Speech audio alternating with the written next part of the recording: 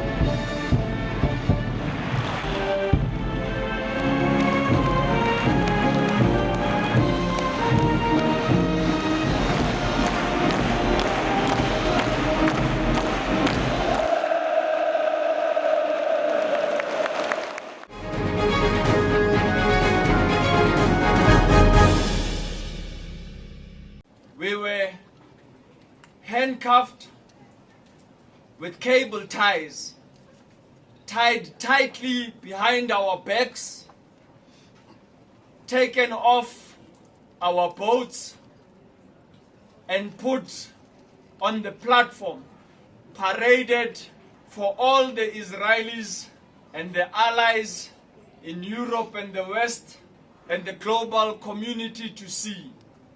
But it's nothing compared to what Palestinians have been subjected to on a daily basis. We were kidnapped on international waters. Palestinians are attacked, maimed, and killed.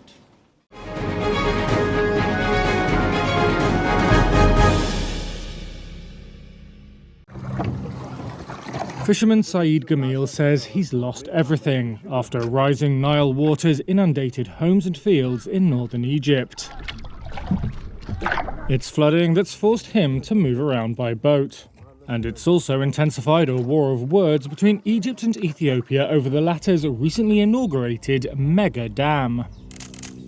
In his Nile Delta village, Gamil said people have been forced to sleep on their roofs, but were now moving because their buildings had started sinking into the water.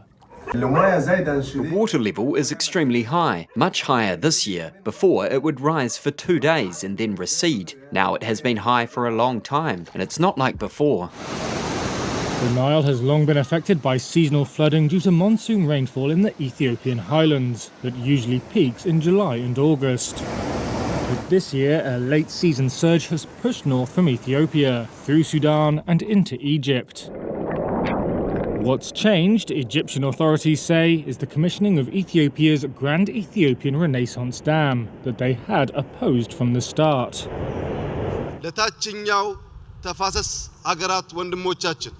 At its inauguration on September 9th, Ethiopian Prime Minister Abiy Ahmed said the dam was built to bring prosperity to the region and never to hurt Ethiopia's brothers. Egypt's Water Resources and Irrigation Ministry, however, has accused Ethiopia of operating the dam recklessly. In a statement, it detailed discharges from the dam that it said helped trigger a man-made late flood. Here's former Minister of Water Resources and Irrigation, Mohamed Nasser El-Din Alam. When our Ethiopian brothers started operating the dam, they chose to inaugurate it when it was completely full, including the space meant for emergency floods. That made the water overflow like waterfalls, which looked impressive visually. When an unexpected late flood came, they had no buffer left. They were forced to release it all. Ethiopia has rejected the Egyptian statement as malicious and riddled with numerous baseless claims. Instead, it argued that regulated releases from the project had reduced flood impacts. Without the dam, Ethiopia claimed that heavy rain would have caused historic destruction in Sudan and Egypt. In Sudan, the UN's migration agency said floods in the city of Bari, just across the Blue Nile from the capital Khartoum, had displaced around 1,200 families last week and destroyed homes, compounding an 18-month war that had also crippled the country's ability to respond.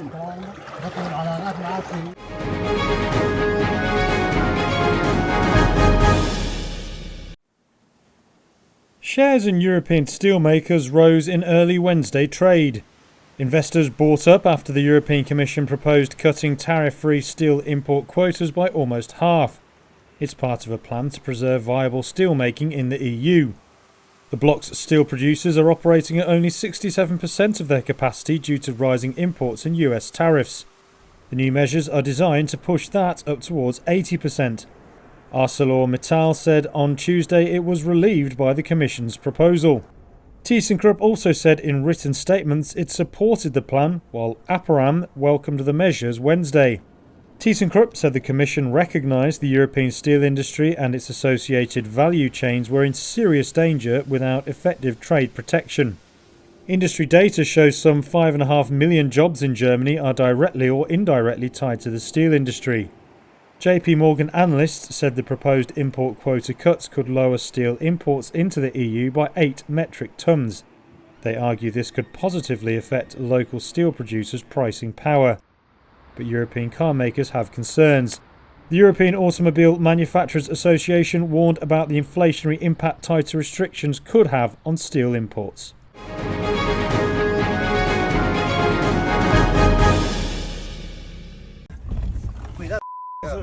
Footage from inside Ecuadorian President Daniel Noboa's car captures a crowd hurling objects at the vehicle. On Tuesday, about 500 people surrounded his car as he approached an event in Ecuador's Caña province. The attack left his vehicle damaged with what a minister said looked like bullet holes. President Noboa escaped unharmed. But Environment and Energy Minister Inés Manzano filed a formal report of an assassination attempt on the president. She said police have detained 5 people and the acts will not go unpunished. Noboa's office said the detainees face terrorism and attempted assassination charges. However, the National Indigenous Federation, or CONAIE, said orchestrated violence had targeted people mobilizing to protest Noboa's arrival, with elderly women among those attacked in a brutal police and military action. In a post on X, the organization said at least 5 of us have been arbitrarily detained.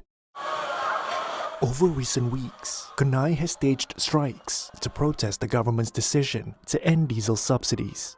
It has held marches and set roadblocks, saying the policy will raise costs, especially for small farmers and indigenous communities. In mid-September, Noboa signed an order to end the subsidies, and his government declared emergencies in several provinces to keep order.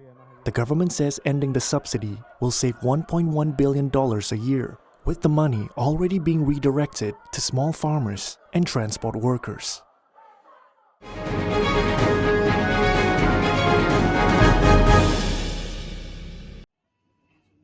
Candy and snacks giant Mars could be about to clear a major hurdle in its $36 billion bid to buy Kellanova.